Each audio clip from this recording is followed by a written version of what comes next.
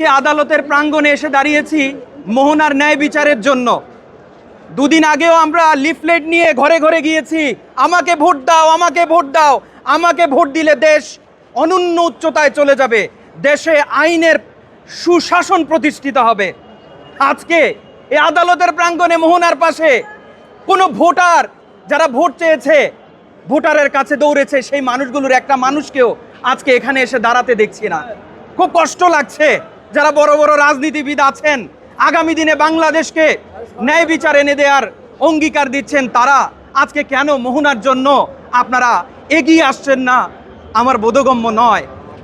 আজকে যদি একজন মোহনা ন্যায় বিচার না পায় না, আগামী দিন আপনারা যেই আশা দিয়েছেন এই আশাকে আমরা মিথ্যা বলে গণ্য করব। 4 দিন পরেই আমরা নতুন সরকার পেতে যাচ্ছি, তার আগে একটা দৃষ্টান্ত স্থাপনের সুযোগ আছে। আপনারা আসুন, মোহনাকে ন্যায় বিচার এনে দেওয়ার জন্য।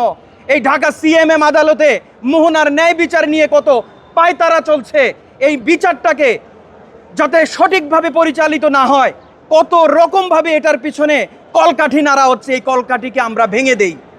যারা প্রভাবশালী আছে, যাদের কাছে যারা টাকা দিয়ে, পকেট ভর্তি টাকা আছে, এই টাকা দিয়ে যারা আইনকে কিনে নিতে চায়, যারা এই মোহনার বিচারকে আজকে ধূলিসাৎ করতে চায়, আসেন 4 দিন পরে আপনারা আমাদের কাছে যে ভোট চাইবেন, আজকে দৃষ্টান্ত স্থাপন করবেন, কালকে আমরা আপনাদেরকে আশা করছি এই গৃহকর্মী না, শুধু বাংলাদেশের সকল সাধারণ জনগণ ভোট দিয়ে জয়যুক্ত করব। এবার আপনি যেই দলের যে মানুষই আপনি হয়ে থাকেন, আমরা চাই বাংলার সাধারণ মানুষ, আমরা ন্যায় বিচার চাই। আমরা মোহনাদেরকে আর নির্যাতন হতে দেখতে চাই না। এই যে গৃহকর্মীদেরকে দেখতে পাচ্ছেন, গৃহকর্মীদের সংগঠন, তারাও যদি আসতে পারে আজকে মোহনার ন্যায় বিচারের জন্য, আপনারা কেন ঘরে বসে আরাম করছেন?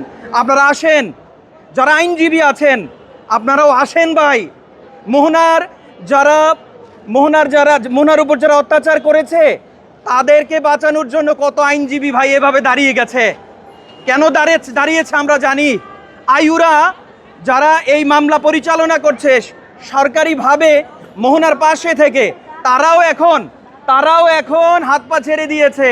প্রধান আসামির রিমান্ড চায় না, তারা চায় 4 নাম্বার আসামির রিমান্ড। আজকে সেটা আমরা দেশবাসী হতে দিব না। আমরা সবাই সোচ্চার। আজকে যদি এই ধরনের অমানবিক চিত্র আমরা দেখি, আগামী দিন আমরা বলতে চাই, আগামী দিন আমরা এই বিষয়ে কঠোর অবস্থান আমরা গ্রহণ করব ইনশাআল্লাহ। তো আমরা অনুরোধ জানাই, দেশবাসী যারা আছেন, আমরা জানি আমরা যখন এই ভিডিওগুলো আপনাদের সামনে প্রকাশ করি, আপনারা যখন দেখেন মোহনার এই চিত্র, আপনারা স্থির থাকতে পারেন না। আইনজীবী বলেছে, গত শুনানিতে আইনজীবী বলেছে মোহনার উপর নাকি কোনো অত্যাচার হয়নি, উনি নাকি দেখতে পায়নি। মোহনার উপর কোনো অত্যাচার হয়েছে, মোহনার গায়ে কোনো স্পট নাকি উনি দেখতে পায় নাই।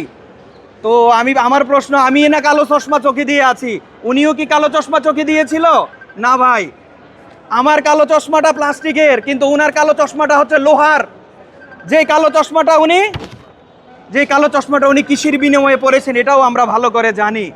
তো আশা করছি ইনশাল্লাহ কিছুক্ষণ পরেই হিয়ারিং হবে, আমরা মোহনার ন্যায় বিচার নিয়ে আজকে ঘরে ফিরবো। কি বলেন? আজকে যদি একজন মোহনা ন্যায় বিচার না পায় না, আগামী দিন থেকে আমি মনে করি আপনার সন্তানটাও অনিরাপদ। জি অবশ্যই, ইনশাআল্লাহ এই তাদেরকে বাঁচানোর জন্য তাদের জন্যই আজকে আমরা এখানে এসেছি। আমার ওয়াইফ আজকে 4 মাস ধরে আমার শাশুড়ি শ্বশুরের বুদ্ধিতে ফেলাইছে।